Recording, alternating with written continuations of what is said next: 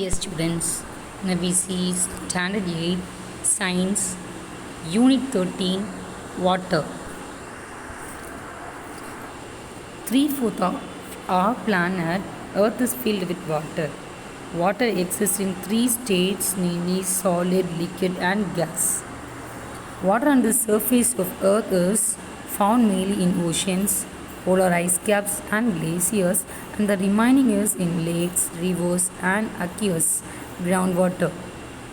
Even our body is made up of water, but it is not apparent. Water is a chemically stable compound. Its chemical name is hydrogen monoxide. It can be broken up into hydrogen and oxygen when an electrical current is passed through it. We see about electrolysis of water. Electrolysis of water can be easily demonstrated with the help of an experiment. In this experimental setup, a glass beaker fixed with 2 carbon electrodes is filled with water up to 1/3 of its volume. The positive carbon electrode acts as anode and the negative carbon electrode acts as cathode. The 2 test tubes were placed on electrodes as shown in the slide. The electrodes are connected to a battery and the current is passed until the test tubes are filled with a particular gas. This experiment shows that water is made up of hydrogen and oxygen. The ratio of hydrogen and oxygen is 2:1. Now we see about the preparation of water. The hydrogen gas released was highly inflammable and burned to form colorless product that is called as the water. Water is also produced by the reduction of metal oxide by hydrogen, burning of hydrogen in air, and burning of hydrocarbons in air. Respiration of plants and animals also release water. Now we see about the laboratory preparation of water. In this method, pure hydrogen gas is passed through anhydrous calcium chloride to absorb water vapor of present. Dry hydrogen coming out of the opening is burned with a specific supply of air. The burned hydrogen gas forms droplet of water when it comes in contact with the cold flask. Distilled water without any dissolved matter is obtained by this method. We see about the properties of water. Water has some important properties which is familiar to us. Now we see about the physical properties of water. First one is nature. Pure water is a clean and transparent liquid. It is colorless, odorless, and tasteless. Now we see about boiling of water. Boiling point of water. The boiling point of water is 100 degrees Celsius at the atmospheric pressure. At this pressure, water boils and exchanges into steam. The boiling point of water increases with increase in pressure. Now we see about freezing point. Water freezes at 0 degrees Celsius and forms ice. Thus the freezing point of water is 0 degrees Celsius. The freezing point of water decreases with increases in pressure. Next one is the density. When ice cubes are put in a glass of water at room temperature, they float on the surface of water. Density of water at different temperature are given here. You go through this density of water. Now we see about the anomalous expansion of water. For the same mass of ice and of water, the volume of ice is more than that of the water. It is an unusual physical property of water. In the Himalayas, the temperature can go down even below 0 degrees Celsius. The water in the water pipes will freeze at this temperature to ice. If the pipes are not strong, they can crack, develop leaks, or even worse. This is because freezing of water will cause an expansion in the volume. Next one is the latent heat of fusion of ice. The heat energy is utilized in changing the state of ice from solid to liquid. The amount of heat energy required by ice to change into water, that is called as the latent heat of fusion of ice. Now we will see about the specific heat capacity. The amount of heat that is needed to raise the temperature of the unit mass of a substance by 1 degree Celsius is called as the specific heat capacity of the substance. Now we will see about the chemical properties of water. First one is the action towards litmus paper. Pure water is neutral and it shows an action towards the litmus paper. Next one is the stability. Water is very stable compound. It does not decompose into elements when heated to ordinary temperature. Then the next chemical property is catalytic nature. Water acts as catalyst in a number of reactions. Perfectly dry hydrogen and chlorine gases do not react in the presence of sunlight. However, in the presence of traces of water, the reaction takes place with the explosion to produce hydrogen chloride. Reaction with metals. Water reacts with some metals. Metals such as sodium, potassium and calcium reacts vigorously with the water at room temperature. Sodium reacts with water to form hydrogen gas and sodium hydroxide solution.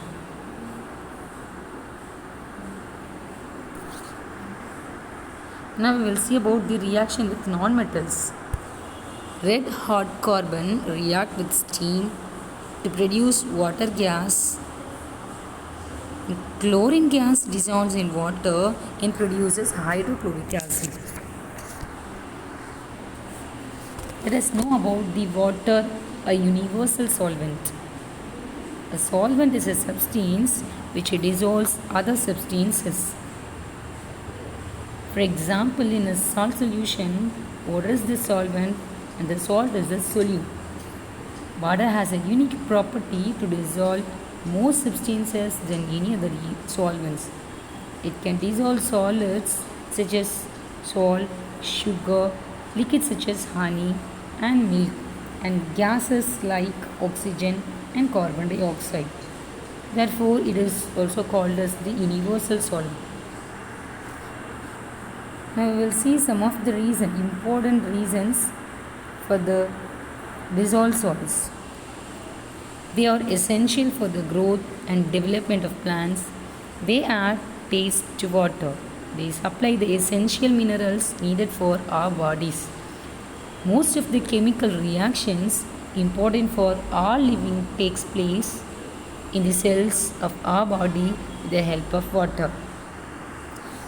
Now we will see about the air being dissolved in water is important for the following reasons. Air dissolved in water is important for the living organisms to survive. Fish extracts the oxygen from the water and expels water through the gills. Fish can survive in water only through the dissolved oxygen present in water. Aquatic plants make use of dissolved carbon dioxide for photosynthesis. Carbon dioxide dissolved in water will react with limestone to form calcium bicarbonate. Marine organisms such as snails, oysters extract calcium carbonate from calcium bicarbonate to build their shells. Now we will see about the potable water. The water suitable for drinking, that is called as the potable water. Now we will see about the characteristics of potable water. Potable water should be colorless and odorless. It should be transparent. It should be free from harmful microorganisms such as bacteria, virus and protozoa. It should be free from impurities such as suspended solids. It should contain some minerals and salt that is necessary for our body and some dissolved gases to add taste also. Now we will see about the purification of water. Out of the total fresh water available on earth, only 1% of water bodies such as rivers and lakes, and the rest is frozen in glaciers and polar regions. Water from these water bodies is unique for drinking, cooking, washing, or bathing because it contains suspended and dissolved impurities. It also contains microorganisms such as bacteria. If this water is consumed without purification, it can cause waterborne diseases such as typhoid and cholera. Therefore, water should be treated and purified before it reaches our home. In conventional water treatment plants, water is subjected to different processes for purification. These processes are now we will see. The first process is the sedimentation. A chemical substance such as potash alum is added to water to speed up the process of sedimentation. This process is called as loading. And the second process is filtration. Water from the sedimentation tanks is then pumped into the filtration tanks. Filtration tanks contain filter beds made up of gravel, sand, pebbles, activated charcoal and concrete. Water passes through these layers and become free from any remaining dissolved or suspended impurities completely.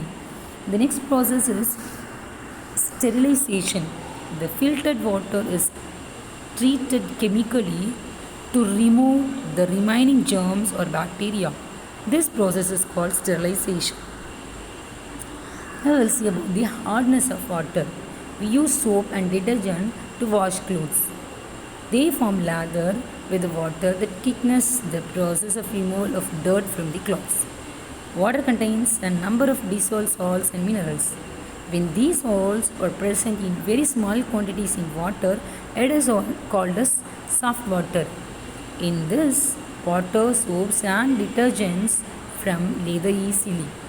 Sometimes minerals and salts are present in water in such a large quantity that soaps or detergents form a thick precipitate that is called as the scum.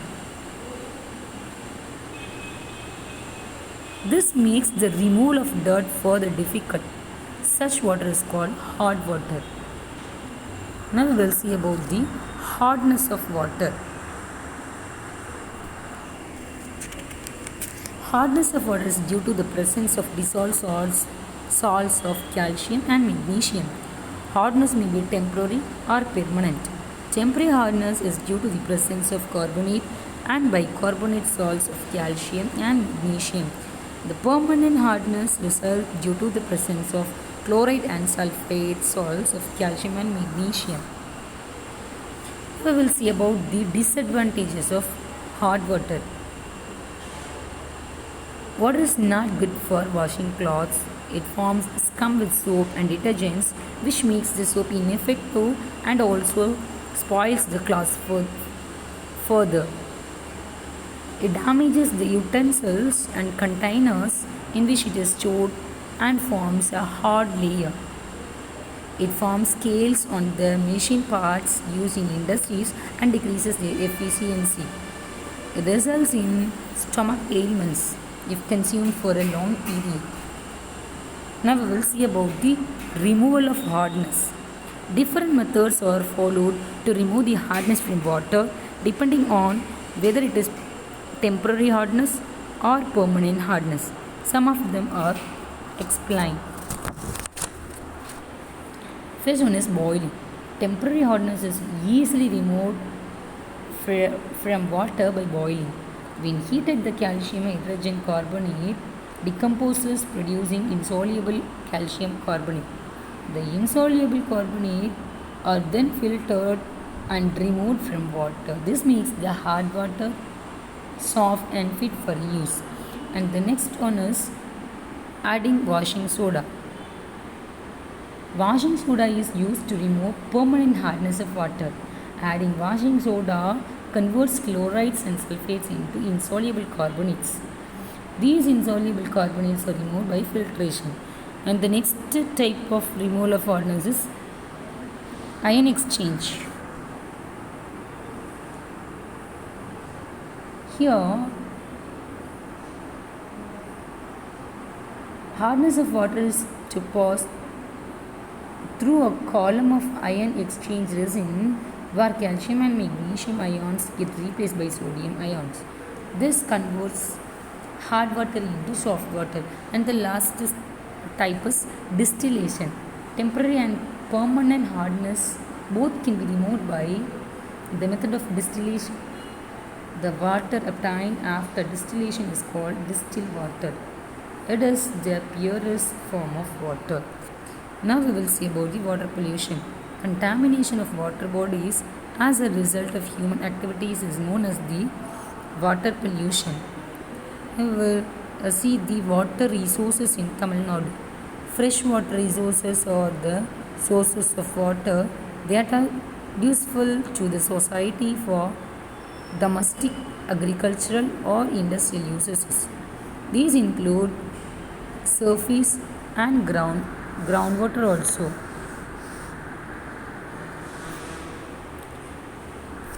Let us know about the source of water pollution.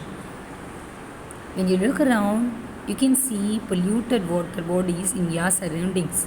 You can see lot of unwanted and harmful substances such as waste and sewage thrown into them. These substances are called pollutants. Next one is the household detergents. Some shampoo, face wash, shower gel and toothpaste have small round pieces of plastic added to them. These are called microbeads. They are added for different reasons like scrubbing and cleaning your skin, polishing your teeth. When we use these products with microbeads, they go down our drain and pollute our water bodies. Fish and other animals feed them by accident and get sick. Next one is the domestic sewage. Wastewater that is disposed of from household is known as domestic waste. Domestic waste and plastics, solid waste including plastic are disposed of or end up in water bodies such as lakes, rivers and ocean. Plastic block drains spreading vector-borne diseases such as malaria and dengue. Water in water bodies negatively impact aquatic life also. Now we'll see about the agricultural activities. Fertilizers, pesticides and insecticides used in agriculture can dissolve in rainwater and flow into water bodies such as river and lakes. This causes an excess of nutrients such as nitrates and phosphate as well as toxic chemicals in water bodies. It is called eutrophication. These substances can also be harmful to the aquatic life. Now we will see about the industrial waste. Many industries release toxic waste such as lead, mercury, cyanides, cadmium. In this waste is unregulated and is released into water bodies. It has huge impact on humans, plants, animals and aquatic life also. We will see about the oil spills. There are large crude oil and natural gas reserves below the seabed. With the increasing exploration of crude oil in the oceans, accidents in drilling and transporting oil have also increased. Oil spills cause water pollution, which is harmful to aquatic life. The oil which remains floating on the water surface blocks sunshine, reduces the dissolved oxygen in water and suffocates marine organisms. The next one is the thermal pollution. Large amount of water is used for cooling purposes in thermal and nuclear power plants and many industries. Water used for cooling purposes is discharged back to the river or original water sources at a raised temperature and sometimes with chemicals. This causes rise in temperature and decrease the amount of oxygen dissolved in water, which adversely affects the aquatic life system. And the last pollution is common pollutants. Pollutants are generally classified as domestic pollutant, agricultural pollutant and industrial pollutant. These are given in the table. You go through this table. Finally, we will see about the controlling water pollution. Use detergents that are biodegradable and avoid those that contain toxic chemicals. Wear clothing that is made up of natural fibers such as cotton and avoid wearing synthetic fibers such as nylon polyesters. Do not throw waste such as plastic into the water bodies. Always separate your waste into recycle and non-recycle and biodegradable so that it does not cause pollution. Domestic wastewater should be treated properly and all harmful substances should be removed from it so it can be reused for flushing toilets and gardening. Use biopesticide instead of the chemical pest control. Use compost made from cow dung, garden waste and kitchen waste as a fertilizer. Water released from industries should be treated before being discharged or recycled for industrial purposes. Thank you, students.